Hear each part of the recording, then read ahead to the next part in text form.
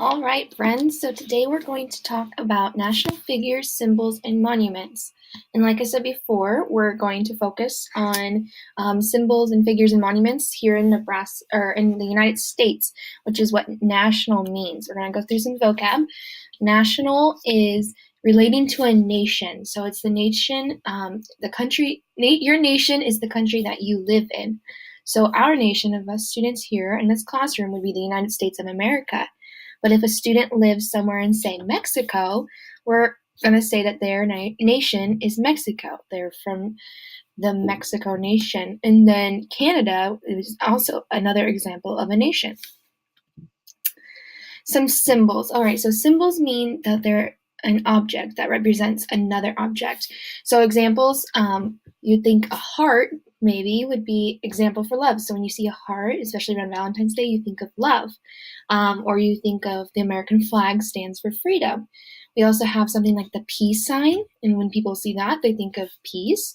Or this button right here, what does this look like? It looks like a power button, right? Or this sign here, we know where not to park because this is a handicap sign, and that means it's for handicapped people. And then next, we have figures. And figures are a person or an individual of importance. And so if we can think of some figures, one would be Abraham Lincoln. He's a pretty important president. And then also another important person for the United States, a national figure, would be Barack Obama. He was the first African-American president. And Abraham Lincoln, like we talked about just a little bit ago, he was the president that is credited to ending slavery. And our next vocab word would be monuments. Monuments are a building or a statue displayed in honor of a person or an event. And so some famous monuments, national monuments that we have here in the United States would be the Washington Monument and the Statue of Liberty.